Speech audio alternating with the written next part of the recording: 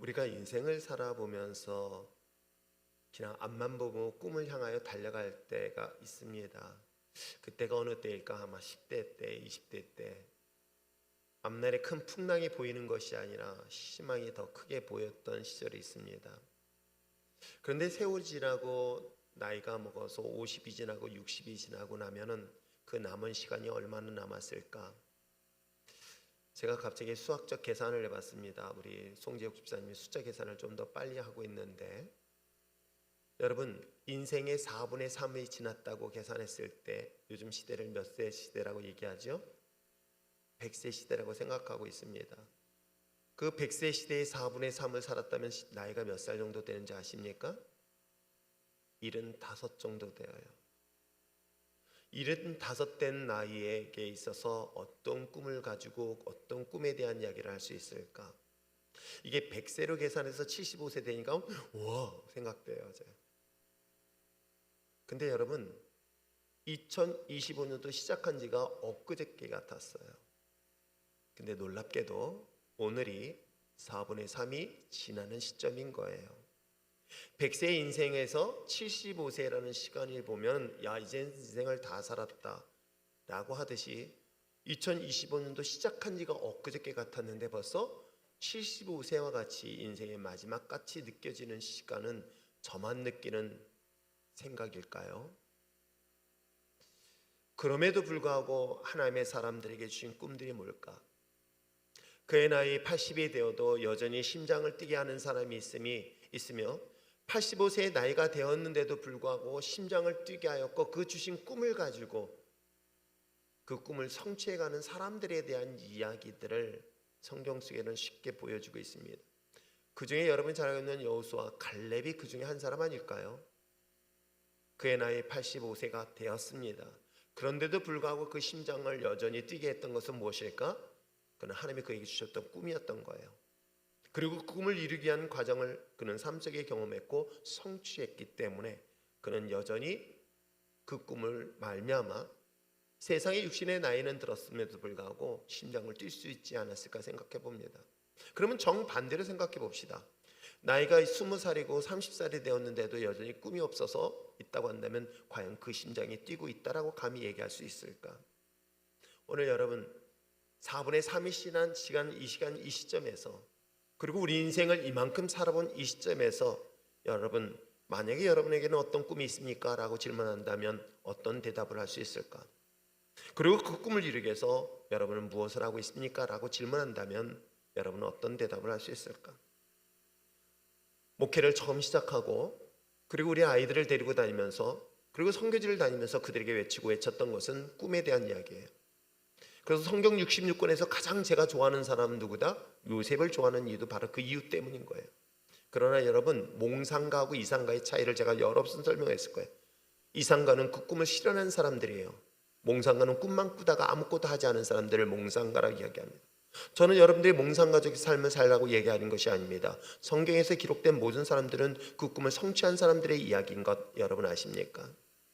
그러므로 이제 2025년도 4분의 3, 어찌 보면 우리 인생의 4분의 3이 지나가고 있을지도 모르겠지만 그럼에도 불구하고 여러분 하나님의 나에게 주신 꿈은 무엇이며 그 꿈을 이루기 위해서 나는 무슨 일을 하고 있을까를 이 시간 다시 한번 점검하고 돌아보는 여러분 됐으면 참 좋겠습니다.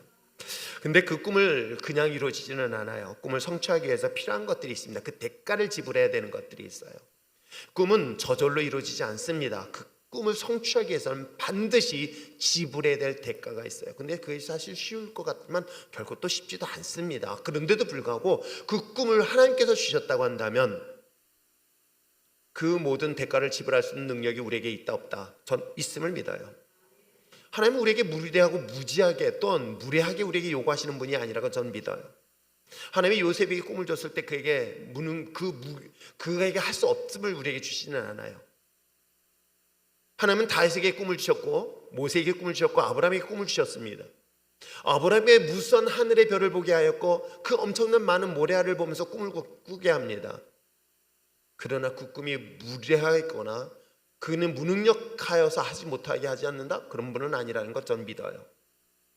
물론 본인 스스로는 무능력하고 무기력합니다라고 하지만 하나님이 그와 함께 하신다면 우리가 상상할 수 없는 그 엄청난 꿈을 성취하는 것이 누구시다? 하나님이시라는 것을 잊지 마시길 부탁드립니다. 거기에 따라서 우리가 지불해야 될 대가가 뭘까? 그것은 저는 용기, 그리고 두 가지 결단, 두 가지가 필요하지 않을까 생각해 봅니다. 용기와 결단, 이건 세상 속에서 사용하고 있는 단어예요. 세상에 성공한 사람들을 보면 용기 있는 사람들이에요. 그리고 냉정하게 끊어낼 수 있는 결단이 있는 사람들이에요. 이것이 없이는 세상에 성공한 사람들을 저는 단 한 번도 보지 못했어요. 운이요? 요행이요? 그렇지 않습니다. 세상에 성공한 사람들에게 있어서는 그것을 끊임없이 도전하는 용기가 있었어요.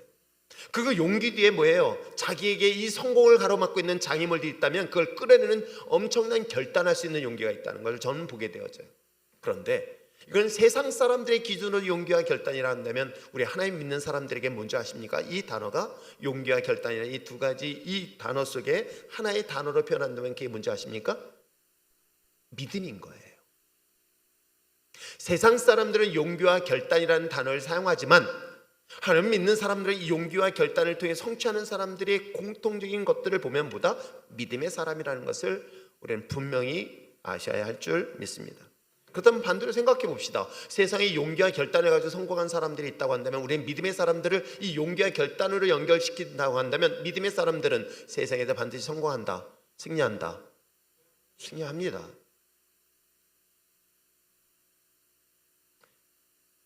그런데 참 아이러니하고요, 우리가 믿는 하나님의 사람들에게 있어서도 좀 안타까운 일들을 사실 의외로 참 많이 보아요. 이솝의 우화에는 그런 이야기가 있습니다. 높은 포도나무에 먹음직스럽고 탐스럽고 정말로 싱싱하게 보이는 포도송이가 열려 있는 거예요. 근데 그 길을 지나가던 여우가 그야말로 수단 방법을 가리지 않냐고 펄쩍펄쩍 뛰면서 작대기를 흔들면서 그 포도 열매를 따려고 했는데 그걸 따지 못하는 거예요. 얻을 수가 없게 되는 거예요. 그랬더니 이 여우가 뭐라고 얘기하는지 아십니까? 저 포도송이는 시고 쓰고 맛없어서 먹을 수 없어. 이건 제가 이야기한 내용이 아니라 사실은 이솝에서 이야기하고 있는 내용이기도 합니다. 그 내용의 이야기의 교훈이 뭔지 아시겠죠? 자신이 이것을 감당할 수 없고 극복할 수 없다고 하니까 이제 합리화를 시키는 거예요. 무엇으로? 저 대상에 내가 먹고 싶었던 그 포도송이가 이 도전의 대상이 되지 않을 정도로 값이 없어, 맛이 없어, 쓸모없어 라고 하면서 자신이 그것을 따지 못한 것에 대한 합리화가 어쩌면 우리들의 신앙생활 속에서 우리의 삶 속에서도 얼마나 그것이 쉽게 발견되어지는지 사실은 그 이야기가 오늘 본문의 이야기이기도 합니다.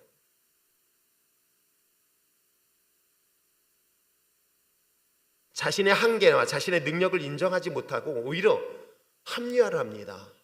그리고 뿐만 아니라 스스로를 위로합니다. 저는 이것은 선교 현장이나 목회 현장에서 수없이 보게 되어져요. 특히 지도자들의 경우는 더더욱 많이 보게 되어져요.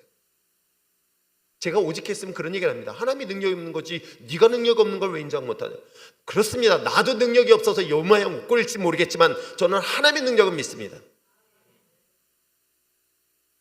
하나님의 능력을 믿는데 그런데도 불구하고 내가 못하다 보니까 이거는 이렇다라고 합리화시키는 사례를 저는 많은 선교나 사역 현장에서 보게 되어지죠.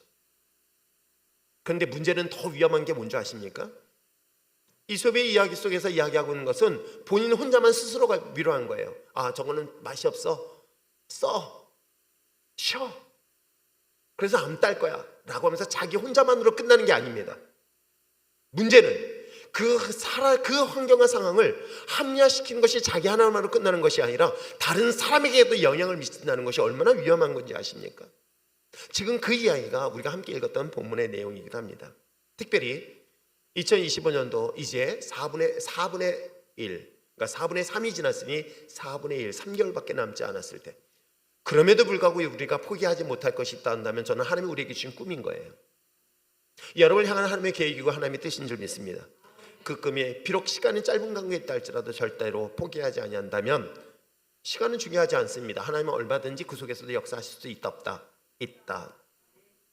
그럼에도 불구하고 자신이 못하는 것을 합리화시키면서 다른 사람에게 악한 영향을 미치지 않는 저와 여러분 됐으면 참 좋겠습니다. 자, 애굽을 떠났습니다. 이스라엘 백성들이. 그리고 하나님의 약속을 의지하고 믿고 그리하여서 그 하나님이 지시한 가나안 땅을 떠납니다. 그러한 가운데 도착한 것이 가데스 바네아라는 지역입니다. 이곳은 굉장히 근거리에 애굽이라는 곳에서부터 이스라엘을 들어갈 수 있는 가나안 땅을 들어갈 수 있는 가장 중요한 지역이기도 합니다. 그때 각 지파의 한 사람들을 대표로 뽑아서 그 12명을 저 가나안이란 약속한 가나안 땅을 미리 정탐을 해보는 것이 어떻겠냐라고 누가 제안했을까? 하나님이 아니에요. 사람들이 제안하게 됐던 거예요. 왜? 하나님이 약속한 걸 보지 못하고 있으니, 그러니 약속한 그 땅이 어떠한지를 직접 봐야 되지 않겠는가라고 해서 각 지표, 그래도 지도자급을 한 사람씩 뽑았습니다. 그래서 뽑을 때는 지혜로운 자일 것이고 또 하나님을 경외하는 신실한 사람들을 뽑았을 것이라고 저는 생각을 합니다. 그 12명을 정탐꾼을 보내서 40일 동안 가나안 땅을 정탐하고 돌아옵니다. 그리고 난 다음에 두 그룹에 대한 보고가 우리가 함께 읽었던 본문의 내용이기도 하죠. 어떤 내용일까요? 첫 번째 그룹은 이렇게 얘기합니다. 자신의 신, 자신의 능력으로는 가나안 땅의 정복은 불가능합니다라고 보고를 합니다. 그렇기 때문에 포기를 하자는 내용의 보고를 하지요. 왜요? 오늘 31절과 33절까지 내용에서 그런 내용인 거예요. 자, 이 땅은 우리가 도저히 가능하지 못해. 우리의 힘으로는 불가능해. 그렇기 때문에 포기해야 되는 게 맞아. 근데 더 중요한 것은 그 땅은 뭐하다? 쓸모없는 땅이다라고 얘기해요. 마치 포도는 쓰고 맛이 없고 시고 하고 그렇게 고백했었던 그런 여우의 이야기와 똑같은 것이죠. 하나님이 지시하고 약속했던 그 꿈의 땅, 가나안 땅은 쓸모없어. 그건 도전할 만한 가치가 없어 라고 보고하는 사람들이 있는 거예요. 그럼에도 불구하고 똑같은 상황 속에서 또 다른 보고가 있습니다. 뭐라고 얘기할 수 있습니까? 27절에 기록된 것처럼 그건 도전할 만한 가치가 있는 땅이라고 이야기하고 있어요. 그리고 도전하자. 그래서 승리는 반드시 할 것이다 라고 이야기하고 있는 것이 바로 또 다른 그룹의 보고이기도 합니다. 여러분, 이 두 가지의 그룹 속의 선택이라면 여러분은 어떤 선택이 여러분을 편하게 할까요? 우리가 생각할 때는 도전하는 것이 여러분이 좋을 것 같죠. 근데 제가 목회 30년 하면서 도전보다는 차라리 안주하는 것, 차라리 이 첫 번째 보고했던 사람들을 더 선호하는 걸 제가 목회 현장에서 수없이 보게 되어져요. 왜요? 말씀드렸죠. 새로움에 대한 도전, 감당할 수 없는 환경에 대한 도전에게는 뭐가 필요한지 아십니까? 세상 말로 한다면 용기와 결단이 필요한 거예요. 그럼 그 대가를 지불하는 과정이 쉬울까요? 어렵습니다. 그러니 그 어려움이 불편함으로 다가온다면 어떡할까요? 사람들은 반응을 일으킬 때 당연히 거부 반응을 일으킨다는 것을 수없이 보게 되어져요. 오늘 성경의 본문에 기록된 사람들의 보고처럼 이스라엘 백성들의 모든 마음들의 간담을 선할 정도로 만드는 것이 바로 대중의 마음들이고 오늘 교회 공동체의 모습이 아닐까 생각해 봅니다. 성도들의 입장에서는 오히려 이것이 백성들의 마음들, 우리들의 마음들, 어쩌면 다수의 의견들이 그들의 마음을 정말로 좌절하게 내어지고 분노까지 다 하는 경우들을 보게 되어집니다. 어떤 게 편할까요? 목회자 입장에서는 어느 게 편할까를 사실 저도 30년 동안 고민을 해요. 어느 게 편하게 할까? 그래서 도전 안 하는 것이 편할 수도 있어요. 그리고 새로운 도전한다는 것은 여러분에게는 얼마나 불편함으로 다가오고 있는지 여러분 아십니까? 제가 처음 저 동해안에서 침례할 때였었어요. 그때 모든 사람들이 좋습니다 라고 했을 것 같았죠. 아니에요. 그것도 8월 15일 날, 요즘은 이제 더운 기가 좀 더 늦게 가지만 그때만 하더라도 8월 15일이면요 바다에 못 들어가요. 추워요. 서늘했습니다. 그런데 굳이 그 시간에 저 새벽같이 가서 그 찬바다에 들어가는 거? 사실 여러분 몰라서 그렇죠. 그에 대한 방해, 굉장한 많은 거부감으로 부딪힐 때가 참 많았어요. 그래서 참 감사한 거는 사고 한 번 없었고 오히려 그 순간에 하나님의 은혜를 통해서 더 많은 감격을 경험했던 것을 저는 봅니다. 사랑하는 성도 여러분, 지금 이 가나안 약속의 땅을 정복하는데 우리가 감당하기 힘들어, 안 하면 아무 문제가 생기지 않으니 그것이 편할 것 같지만, 도전하자는 이 갈렙과 여호수아의 보고는 어찌 보면 백성들을 더 크게 분노하고 또 화나게 할 수 있는 것. 왜? 불편하기 때문에. 가나안 땅은 정말 정복할 가치가 있는 땅일까? 그것은 우리의 삶도 동일하다고 생각합니다. 여러분의 삶을 도전해 볼 만한 가치가 있는가? 저는 그것이 비단 여러분의 인생에서 교회 아니라 바로 여러분의 직장도 마찬가지고 학교도 마찬가지고 사회생활도 마찬가지라 생각해 봅니다. 하나님이 우리에게 주어진 그것이 나에게는 하나님의 거룩한 나라가 통치되어지는 곳이라면 그것이 나의 가나안 땅이 될 수 있다는 것 여러분 아십니까? 그것을 믿음의 눈으로 바라보고 그것을 하나님의 거룩한 나라로 세워가는 과정이 쉬울까요? 쉽지 않을 것입니다. 어찌 보면 큰 좌절이 있을 것이고 큰 방해가 있을 때, 그럼에도 불구하고 여러분은 도전할 용기가 있을까요? 그리고 도전하기였다는 결단을 할 수 있을까? 하나님의 자녀들에게 있어서의 창의적이고 창조적인 도전의 꿈을 소유한 자들을, 그리고 그것을 이룬 사람들을 우리는 뭐라고 부르는지 아십니까? 비저너리라고 얘기합니다. 그게 성경 속에 등장하는 사람들이에요. 창의적이에요. 상상도 할 수 없는 엄청난 일들을 해낸 사람들이 비저너리예요. 여리고성을 정복하는 방법도 전 세계적으로 그런 전쟁의 방법은 없을 거예요. 상상할 수 없는 방법인 거예요. 물고기 2마리, 보리떡 5개 가지고 5,000명을 먹는 것도 이건 상상할 수 없는 일이에요. 지극히 창조적이고 창의적인 거예요.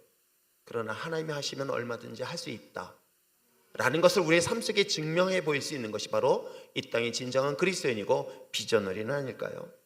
그래서 그 꿈을 이제는 우리 안으로만 멈추는 것이 아니라 나누고 성취할 수 있도록 사람들에게 전하는 것이 우리의 사명이며, 오늘 성경 속에 등장하는 여호수아도 바로 그 중에 한 사람일 것입니다.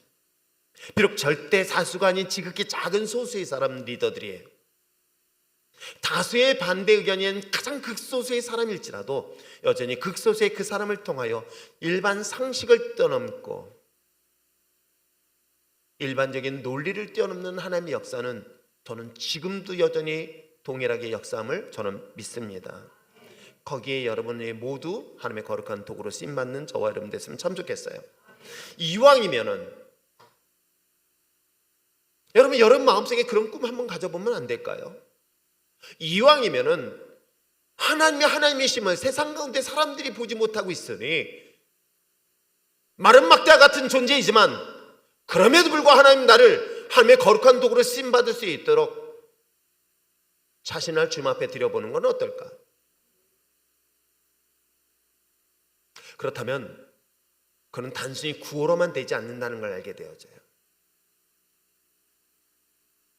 12명의 정탐꾼 가운데 그 하나님의 창조적이고 위대한 역사를 감당하는 데는 분명하게 그 사람들 쓸 수 있을 만한 그런 좋은 조건들을 발견하게 되어져요.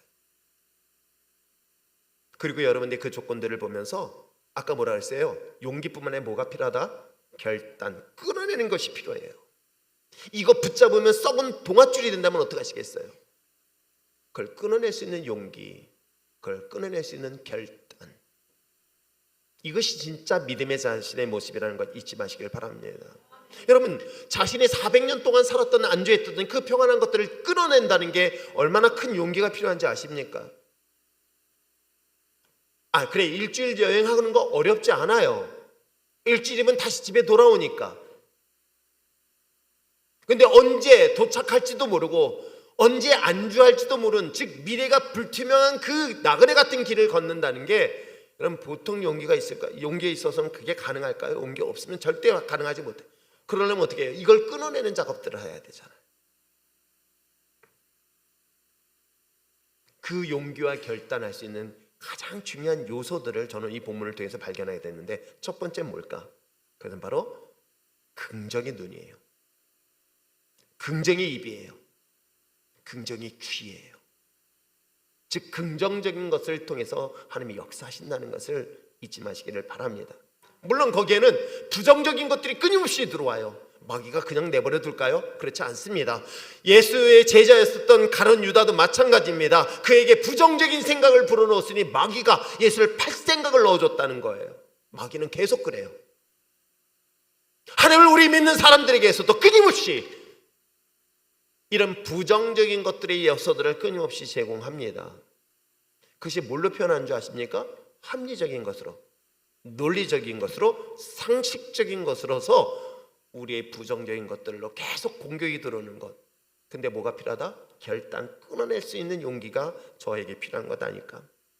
앞으로 나갈 때 함께 동역하는 자들에게 있어서 부정과 긍정은 반드시 받게 되어지는 것들을 보게 되어져요. 그런데 앞에서 리더로서 나갔을 때 이 부정과 긍정이라는 이 두 가지 축에서 어떤 것에 따라서는 이 에너지를 받는가 하면 정반대로 번아웃이 되는 경우들을 수없이 보게 되어져요. 번아웃이 됐을 때 과연 어떻게 할 것인가? 저는 선배 목사님들한테 그 질문 많이 해요. 미친 듯이 사역하다가, 목숨 걸고 사역하다가 어느 순간인가 번아웃이 옵니다. 그 번아웃이 오는 건 다른 게 아니에요. 저는 제가 보니까 인풋, 그 인풋은 하나부터 공급받는 거예요. 그래서 사역의 현장은 대부분이 아웃풋이에요. 근데 아웃풋에는 두 가지 그룹을 보게 되어져요. 어떻게 해요? 인풋을 줄 수 있는 사람과 아웃풋을 주는 사람이 있어요. 그게 어떤 사람인지 아시겠죠? 오늘 모세에게서는 바로 인풋과 아웃풋의 대표적인 사례들을 보게 되어져요. 바로 그것이 여호수아와 갈렙, 그리고 나머지 사람들. 어찌 보면은 이 모세의 리더십에 있어서 공급받는 것은 분명 하나님이 공급하세요. 하나님이 인도하십니다. 그런 하나님의 공급하신 하나님의 인도하심을 받아서 그 이스라엘 백성들, 그 강팍한 이스라엘 백성들을 이끌어 가십니다. 그런데 그 중에서도 말씀드린 것처럼 10명의 정탐꾼의 보고는 하나님의 명령에 따라 앞을 나가는 모세에게 있어서는 정말 그 많은 에너지를 쏟기만 하는 아홉과 같은 역할을 하는 자들이었어요. 그러나 여호수아와 갈렙은 어찌 보면 모세에게 있어서 동역자의 입장에서 본다면 인풋을 함께하는 동역자의 모습으로 성경은 이야기하고 있어요.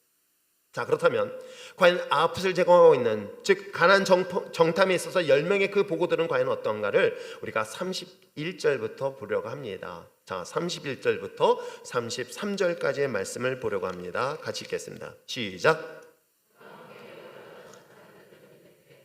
이는 능히 올라가서 그 백성을 치지 못하리라.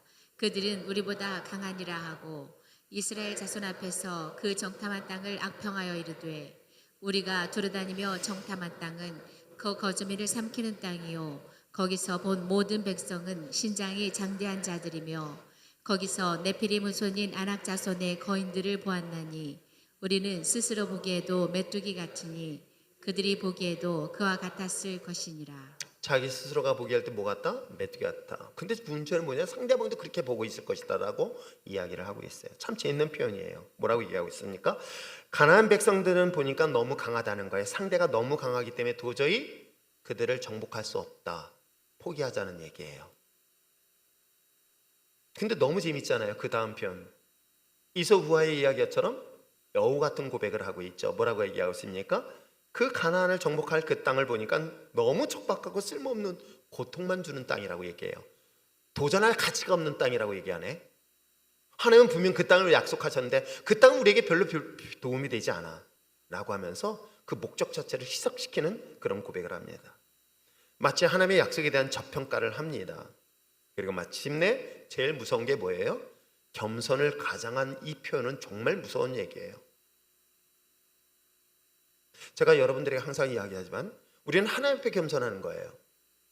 그래서 하나님 앞에는 I cannot do, 난 할 수 없는 존재예요. 난 무능력한 존재예요. 나는 아무것도 할 수 없는 연약한 존재예요. 그러나 막상 세상 앞에서는 우리는 강하고 담대해야 돼요. 두려움의 대상이 될 수 있는 것이 하나도 없어요. 왜요? 하나님이 나와 함께 하시기 때문에, 하나님이 나와 동행하시고 있기 때문에 그 하나님 뺑 믿고 세상과 맞서 싸워야 되는 거예요. 근데 이걸 반대로 해요. 나는 무능력해요? 라고 하면서 지금 그 얘기를 하고 있는 거예요. 하나님의 형상으로 지음받은 인간에게서 난 뭐와 같다? 이게 겸손한 것 같죠? 이게 얼마나 무서운 얘기인지 몰라요. 하나님의 형상으로 지음받은 저와 여러분, 하나님의 형상으로 지음받은 인간에게서 난 뭐와 같다? 이게 겸손한 것 같죠? 이게 얼마나 무서운 얘기인지 몰라요. 하나님의 형상으로 지음받은 저와 여러분, 하나님의 형상으로 지음받은 저와 여러분, 하나님의 형상으로 지음받은 저와 여러분, 얼마나 소중한지 독생자 예수 그리스도를 십자가의 못을 박아서라도 우리에게 생명을 주셨던 존재가 저와 여러분이라는 존재예요. 그런 존재를 우리는 뭐라고 얘기해요? 스스로가 쓸모없는 메뚜기 같은 존재라고 얘기하는 거예요. 이게 겸손한 것 같죠? 이게 되게 무서운 이야기이기도 합니다. 자신의 존재 자체를 부정하는 거예요. 말로는 겸손한 것 같지만 하나님의 존재 자체를 부정하는 얼마나 무서운 불신앙적 고백인지 여러분 아십니까? 지금 이 이야기를 하고 있는 거예요. 여러분은 어떤 이야기를 들으시겠습니까? 그럼에도 불구하고 여호수아와 갈렙의 소수의 의견은 어떨까? 자, 26절과 27절의 말씀을 볼까요? 26절과 27절 한번 다시 한번 읽어보시길 바랍니다. 시작. 바람강야 가데스에 이르러 모세와 아론과 이스라엘의 자손의 온 회중에게 나와 그들에게 보고하고 그 땅에 과일을 보이고 모세에게 말하여 이르되 당신이 우리에게 보낸 땅에 간즉 과연 그 땅에 젖과 꿀이 흐르는데 이것은 그 땅의 과일이니이다. 그러면 참 신기한 고백이에요. 그런데 여러분 사실 제가 이스라엘을 성지순례를 안 가봐서 잘 몰라요. 그런데 옛날에 그 지도를 공부하면서 사실은 왼쪽 그 지중해 쪽에 있는 데는 늪지 지역이에요. 그리고 오른쪽 지역은 이 산맥이에요. 돌산들이 많은 거예요. 밑에는 사막이에요. 사실은 가나안 땅은 우리나라 같이 이렇게 비옥한 땅이라고 보여지진 않는데 아주 굉장히 극소수의 땅인데 그 땅에서 나오는 과실을 보고 뭐라고 얘기했어요? 젖과 꿀이 흐른다라고 오늘 이 두 명의 정탐꾼의 보고를 하고 있어요. 저는 그걸 보면서 작은 것을 보면서 가능성을 보는 사람이 있는가 하면 작은 것 때문에 안 된다고 하는 사람들이 있죠.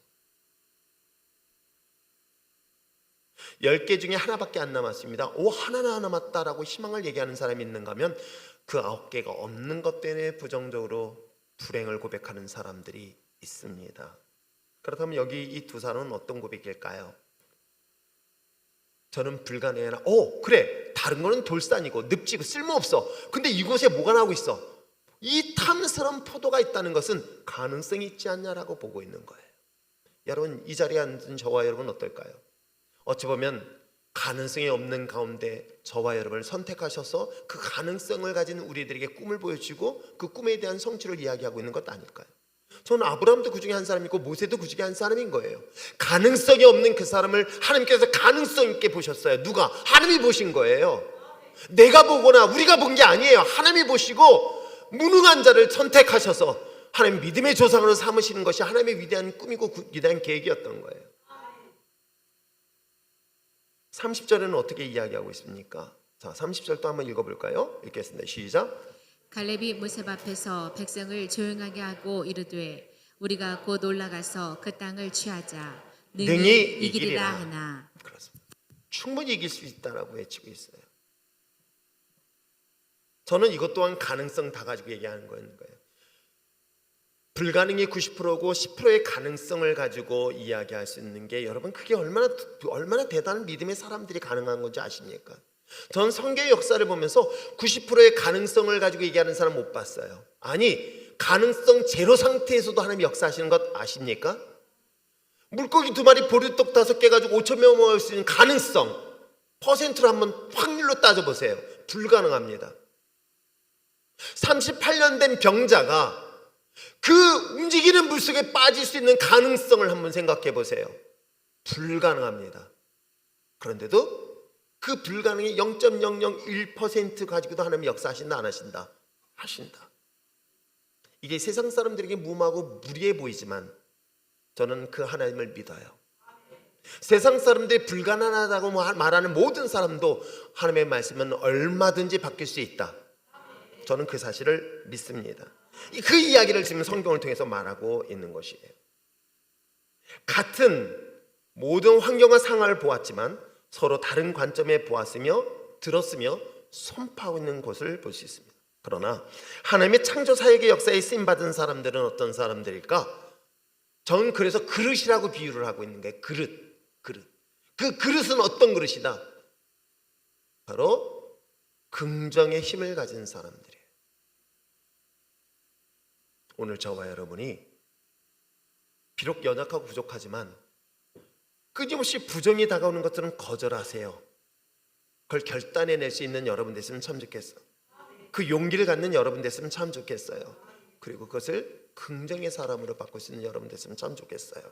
그런데 긍정은 그릇이라고 했습니다. 그릇에 무엇을 담느냐에 따라서 용도가 다르고요, 또 뿐만 아니라 그것을 통해서 전혀 다른 모양으로 나타날 수가 있어요. 근데 세상 사람들은 이 긍정의 힘이라는 책을 통해서 세상 사람들도 이걸 기준으로 삶을 살아가는 사람들이 의외로 많아요. 상담을 통해서 긍정, 또는 때에 따라서는 어떤 방법이든지 인간의 노력, 그래서 내가 스스로 긍정의 힘을 가져야 되겠다, 긍정한 생활을 가져야 되겠다고 하면서 스스로가 노력하여서 그걸 극복하고 이겨낸 사람들도 있을까요? 있습니다.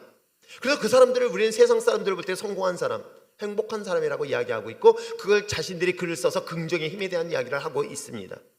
그런데 우리는 세상 사람들과 다른 게 하나 있어요. 그 긍정이라는 그 그릇 안에 무엇을 담는지 아십니까? 바로 그것이 믿음이라는 그릇이에요. 그걸 신앙이라고 이야기할 수 있어요. 긍정이라는 그릇 안에 무엇을 넣는다? 신앙을 넣는 거예요.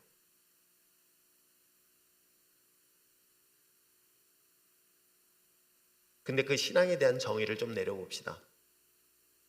왜냐하면 오늘날 기독교가 굉장히 큰 위기를 만나고 있다고들 다들 평가를 하고 있어요. 신앙의 심각한 위기, 무엇 때문일까?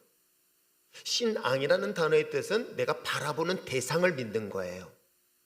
바라보는 대상이 누구이냐는 거예요. 그것이 부처도 될 수 있고 마음의 뜻 될 수 있고 등등 여러 가지가 있습니다, 세상 사람. 근데 우리는 믿고 있는 대상이 누구예요? 하나님이에요. 예수 그리스도예요. 성령님은 내 안에 내주하고 계심을 믿어요. 그러므로 우리는 하나님을 전적으로 믿음의 대상으로 삼는 거예요. 근데 문제는 뭐냐면 그 믿음의 대상을 뭘로 바꾸느냐 하면 신념의 신앙을 갖고 있는 거예요. 신앙이라는 것은 뭐냐면 분명히 바라보는 대상을 믿는데 거기에 뭐가 들어가 있다? 신념이라는 단어를 집어넣어요. 그 신념은 뭐예요? 믿을 신, 생각념, 자기의 생각이에요. 이걸 가둬버리는 거예요. 자기의 생각을 기준으로 해서 신앙을 갖고 만들어버려요. 그러니 당연히 초월적 하나님에 대한 것들을 이해할 수 있을까요? 당연히 이해할 수 없습니다. 그것이 때에 따라서는 그 신앙의 대상이 돈이 되는 사람도 봤어요. 명예가 되는 사람도 있고요, 권력이 되는 사람들이 있습니다. 그러나 오늘날 이 시대에 가장 무서운 건 사사시대처럼 자기가 우상이 되고 있는 거예요. 좋지도 않은 머리, 우수한 머리도 아닌데도 불구하고 가지고 있는 이 자신이 가지고 있는 지식, 자기가 생각하고 있는 이것이 또 하나의 우상이 되어지고 있는데, 그것이 사사시대 때 자기가 왕이 되었다는 표현을 쓰고 있는 것 아닐까요? 그래서 저는 정말 이 시대에 심각하게 보아야 될 것이 신념적 신앙입니다. 그것이 자기의 생각, 자기의 뜻, 자기가 알고 있는 그 범위 안에서 벗어나면 그것을 이해하지 않고 부정까지 하는 경우들을 얼마나 많이 보게 되어진지 몰라요. 왜? 여러분, 우리 10명의 정탐꾼들은 이미 그들은 하나님의 인도하심을 보았어요. 하나님의 역사하심을 보았던 사람들이고, 최소한 그 각 족장들이 한 사람을 대표로 뽑을 때에 어떤 사람들을 뽑았을까요? 굳이 상상하지 않아도 충분히 이해할 수 있지 않을까요? 그러한 기준으로 뽑았는데, 뽑아보니 그들이 생각이 합리적이고 논리적이고 상식적 기준으로 본 거예요. 그 말은 틀리지 않아요. 근데 상식적으로 보니까는 자신들과 그들을 비교해 보니 감당할 수 없어. 이게 상식적이에요. 논리적으로 설명하려고 그랬더니 이게 논리적으로 설명이 불가능한 거야. 왜? 그 땅은 아무리 봐도 10%만 쓸모있는 땅이고 나머지 90%는 뭐예요? 쓸모없는 땅이라고 생각한다면 그것이 더 논리적이고 합리적이지 않을까요? 그게 상식적이지 않습니까? 이러한 기준으로 판단하고 보았더니 그 땅은 쓸모없는 땅이 돼버리는 거예요.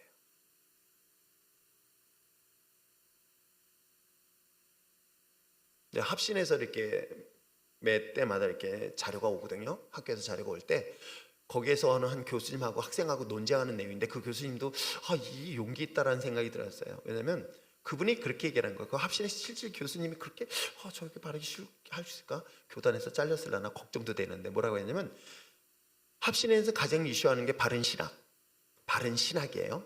바른 교회, 그리고 바른 생활. 이 세 가지가 합신이 가지고 있는 가장, 교단이 가지고 있는 그 어떤 기준이 되는 거예요. 근데 문제는 뭐냐면 바른 신학의 기준이 뭐냐는 거예요.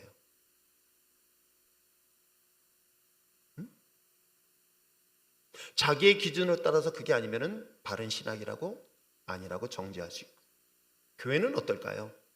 교회도 위험해요. 물론 극단적으로 이단을 얘기하는 게 아니에요. 이단은 당연히 정죄를 받아야 되지만,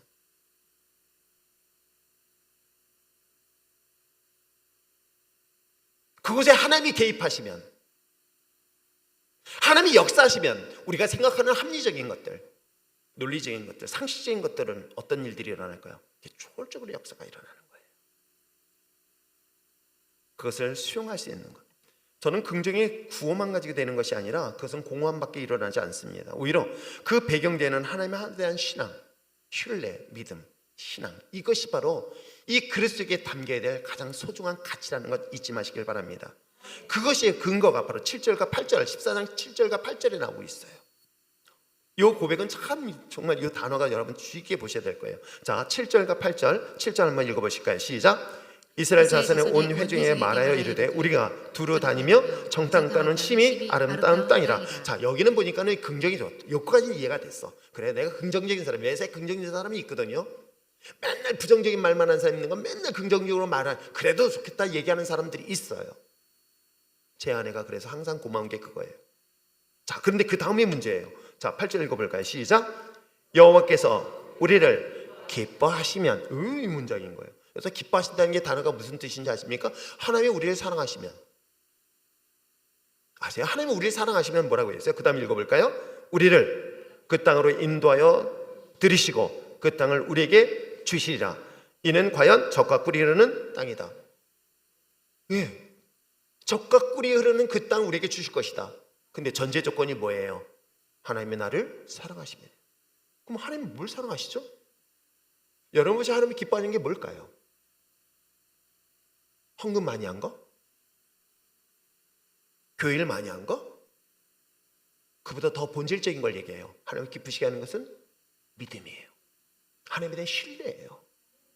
그래서 하나님은 끊임없이 물어보는 거예요. 환경과 상황을 통해 너 나 믿을 수 있겠니라고 묻는 거예요. 여러분 평안할 때 지금 이 자리에서 혹시 하나님 안 믿는 사람이 있어서 손 들어보세요. 갑자기 한영미 집사가 손을 올렸어. 깜짝 놀랐어요. 저긴 제가 손 들고 있어. 손 내려라. 너 손 지금 머리에 올리면 안 된다. 곤란하다. 혹시 여러분 하나님 안 믿고 이러니까 또 손을 주지 마세요. 하나님 믿는다고 왜 그래요? 믿지 않고는 이 자리에 있지는 않을 것이라고 저는 믿어요. 그런데 그 하나님에 대한 믿음은 어떤 모습으로 나타날까? 그는 하나님이 정말 사랑하신다는 것. 그건 여러분 내가 평안할 때는 상관없어요. 진짜 위기를 만날 때예요. 핍박 속에, 시험 속에, 고난 속에, 고통 속에 있을 때, 여러분 이 환경도 하나님이 허락하셨을까요? 하셨어요. 물론 머리로 이해할 수가 없어요. 여러분 욥이 고난을 받을 때 어찌 그 하나님이 이 고난을 주신 걸 이해할 수 있을까? 해석할 수 있을까요? 해석이 불가능할 때가 많아요. 사실은 그럴 때 너 이 속에서도 날 사랑할 수 있니? 너 이 속에서 날 믿을 수 있니? 라고 하나님이 질문하고 있는 거예요. 그 믿음이 나의 삶 속에 있다면 내가 비록 풍랑 속에서도 어떤 일들을 경험한다? 예수님처럼 배에서 잘 수 있다. 믿음의 사람의 모습인 거예요. 여러분 어린아이를 얻고 전철을 타던 어디를 갑니다. 요즘은 뭐 없는 아이 부모님은 거의 없지만 자주가 없는다고 생각해 보세요. 어찌 보면 위험한 순간을 만나고 지나가도 그 아이는 아무 생각 없이 편하게 자요. 왜 그런지 아십니까? 이 아이는 엄마에 대한 믿음이 있기 때문에 그래요. 엄마의 신뢰가 없으면 어떻게 하는지 아세요? 보세요. 제가 똑같은 아이를 안았어요. 엄마가 안았을 때 막 좋다 그러다 제가 할아버지가 안으면 어떻게 해요? 발버둥을 쳐요. 막 소리 지르면서 그래도 씨유 가자. 달래가면서 막 그래도 싫어. 가자를 넣어줘도 싫어. 가자 또 잡기는 해. 씨유 가서 가자는 선택했는데 울어. 엄마한테 가겠다고. 왜 그럴까요? 그건 신뢰 문제예요. 믿음의 문제였던 거예요. 저는 하나님과 우리의 관계도 마찬가지 아닐까? 하나님이 우리를 사랑하신다면 이 고백을 하고 있는 거예요. 여호수아와 갈렙이.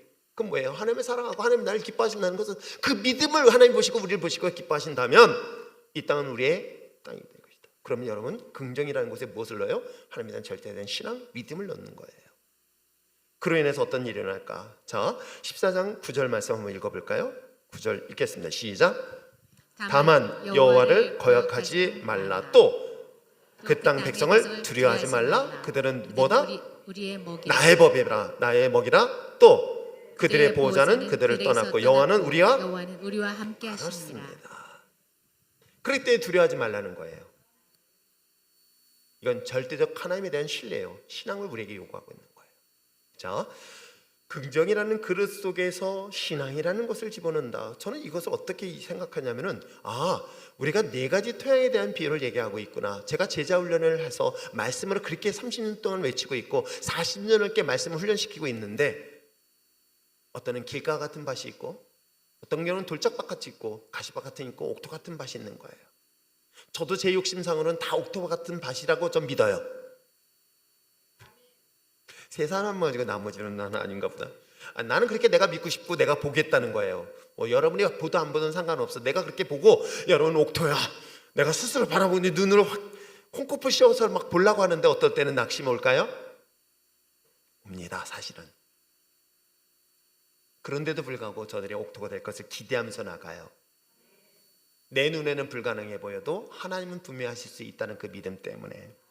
사랑하는 성도 여러분, 우리의 그 긍정적인 신앙 속에 이 옥토 같은 심정에 하나님의 말씀이라는 것, 그 믿음에 대한 신뢰를 있으면 오늘 우리들에게는 여전히 어떤 환경을 상황 속에서 우린 꿈을 선포하고 그 꿈을 이루고 그 꿈을 나눌 수 있는 놀라운 은혜를 경험하게 될 줄 믿습니다. 이런 지도자, 이런 리더가 되는 여러분 됐으면 참 좋겠어요. 자, 그러면 여기까지만 끝날까요? 아니에요. 하나님은 이것으로 끝나지 않아요. 그 다음에 어떻게 해요? 나가라는 거예요. 용기와 결단, 거기는 반드시 액션이 통해야 돼요. 움직이는 거예요. 내가 물고기 2마리 볼에 떠서 그래요, 예수님이 하셨어. 그리고 그걸 내 손에 움켜졌을 때는 아무런 역사가 일어나지 않아요. 여러분, 왜 하나님께서는 이스라엘 백성들의 그 발걸음을 어느 순간부터 걸음을 인도하시지 아니하시고 그 걸음을 멈추시고 사라졌을까? 이젠 너가 걸으라는 거예요. 가나안 땅을 걸으라는 거예요. 아이성을 정복하라고 이야기하고 있는 거예요. 앞으로 나갈 때 역사하시는 거예요. 그러므로 우리의 긍정의 힘과 하나님에 대한 철저한 신앙과 믿음이 있다 한다면 주저앉지 마세요. 돌아서지 마세요. 앞을 향해 나갈 수 있는 용기 있는 저와 여러분 됐으면 참 좋겠어요. 우리가 신앙생활하면서 세 가지 그룹인데 이 2가지 그룹이 심각한 건 뭐예요? 과거 지향적인 신앙. 나는 옛날에 그랬는데 이거 정말 위험한 거예요. 그리고 옛날에 받은 은혜 가지고 지금까지 버티는 사람 되게 위험한 거예요. 그래서 과거 지향적인 신앙들, 또 무서운 건 또 뭐예요? 현실 안주하는 신앙들. 이것들이 어찌 보면 우리들이 하나님의 역사하심 속에 굉장히 많은 방해요, 장애의 요소가 되고 있는 것 여러분 아십니까? 출애굽의 가정에서 장애물을 만날 때 백성들에게 있어서 과거를 많이 얘기하잖아요. 난 옛날에 애굽에서는 뭐 했는데 애굽에서 얘기했는데. 그리고 너무 안타까운 것은 지금 현재에 살고 있는 내 과거의 상처에 묶여있는 사람들이 또 의외로 과거 지향적인 사람들인 거예요. 거기서 못 자유라고 있어요. 이전 것은 지나갔습니다. 끊어놨습니다. 왜 끊어냈는데도 불구하고 왜 그 과거에 묶여 있습니까? 지금 이스라엘 백성들이 40년 동안 훈련시킨 방법이 뭐였는지 아십니까? 끊어버리기 때문에. 그래서 여러분, 하나님께서 그렇게 얘기하신 거예요. 요단강을 건넌 순간에, 홍해바다를 건넌 순간에 다시는 너희는 애굽을 보지 못하게 할 것이라고 분명히 그 자리에서 얘기를 했어요. 그들은 더 이상 애굽의 사람을 보지 않았어요. 근데도 불구하고 그들은 무에 묶였는지 아세요? 계속 애굽에 묶여 있어요. 애굽 사람 보지 않았는데 애굽에 묶여 있어요. 옛날에 과거에 묶여 있는 것들이 오늘날 하나님의 역사하심을 굉장히 제한시키고 있는 것 여러분 아십니까? 앞으로 못 나가게 만든다는 거예요.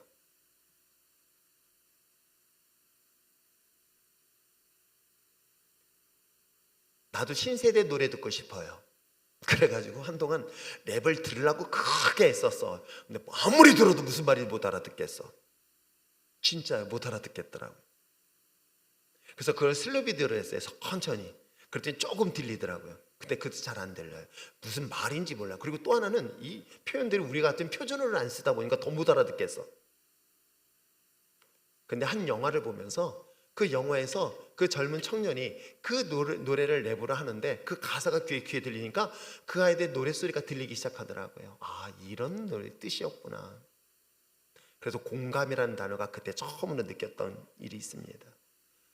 그거 보면 저도 나 때를 얘기할 수밖에 없네요. 과거에 묶여있는 모습들을 저도 보게 되어져요.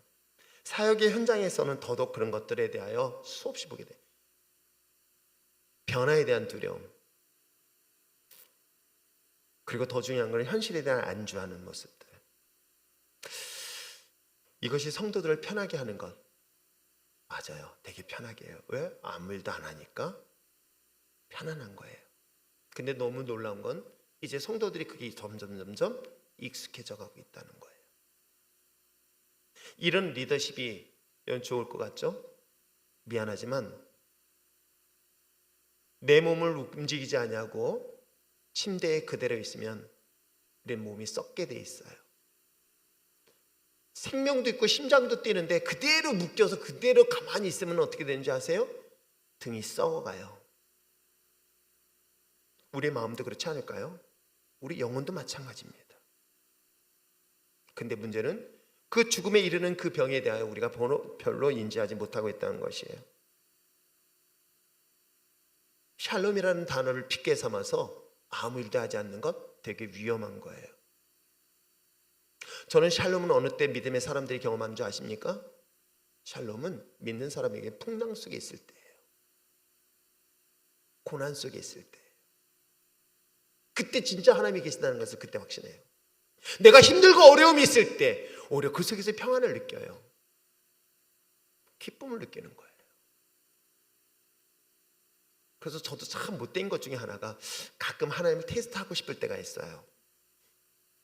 진짜 이 상황에서도 기쁜가? 철이 없어요. 우리 집사람 맨날 그래서 철 하나 더 붙이라고 맨날 그래요. 근데 저는 제 몸에 어떤 약점이 있는 걸 제가 알아요.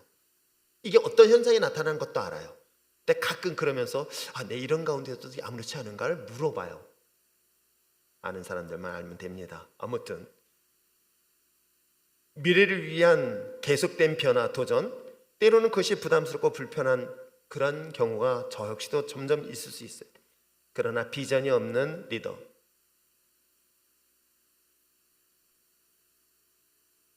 그리고 그 현실에 안주하는 리더는 미안하면 여러분의 영혼을 죽게 할 것입니다.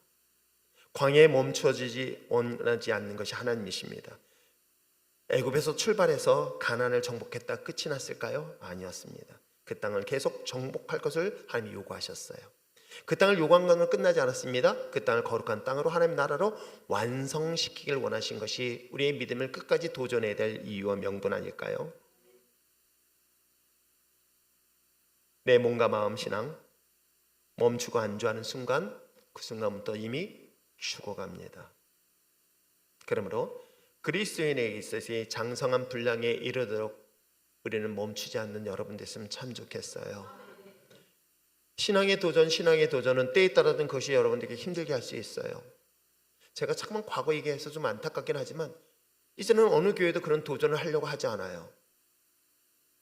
왜? 교회에서 다 알아서 해결해주고, 이제는 무모하게 도전하면 성도들이 불편해하니까, 교회를 떠나니까 그 사람들 어떻게 하면 작게 할까? 그럼 좀 더 좋은 프로그램들, 좋은 것들로만 자꾸 그들에게는 부담을 안 주려고 하는 것들이 오늘날 얼마나 심각한 영적 죽음을 일으키게 하는지를 왜 우리는 인식하지 못하고 있을까?